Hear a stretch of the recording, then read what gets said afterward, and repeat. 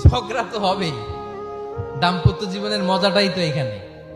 কখনো ঝগড়া, কখনো আনন্দ, একটু বৃষ্টি, একটু রোদ, একটু হাসি, একটু কান্না, ভালো লাগা ভালোবাসা শেয়ার করে নেয়া, মিলেমিশে একাকার হয়ে যাওয়া, ঠিক কিনা? তো আল্লাহর হাবিব সাল্লাল্লাহু আলাইহি ইসলামের সাথে আম্মা জান আয়েশার ঝগড়া হতো। তো একদিন ঝগড়া হয়ে দুইজন রেগে আছে।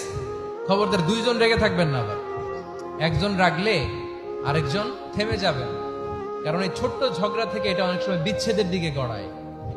আমার প্রিয় ফরিদপুরবাসী, ভাবি রেগে গেলে আপনি রাগেন না, ওই দিন আপনি একটু ঠান্ডা থাকেন। আবার আপনি রেগে গেলে, আমার মাইকের আওয়াজ যদি ভাবিরা শুনেন, আপনারা রেগে যায় না, একটু ঠান্ডা থাকবেন। দুইজনে রেগে গেলে তো তৃতীয় বিশ্বযুদ্ধ শুরু হবে, তাই না? একজন রেগে গেলে আরেকজন ঠান্ডা, কারণ এই সামান্য ঝগড়া থেকে ইগোর কারণে এটা বিচ্ছেদ আর ডিভোর্স পর্যন্ত গড়ায়। আর শয়তান এখানে উস্কানি দেয়, কারণ ইমানদারদের ফ্যামিলি ভাঙতে পারলে শয়তান সবচেয়ে বড় খুশি হয়। আর ইমানদারদের ফ্যামিলি টিকে থাকলে খুশি হয়ে যায় কে?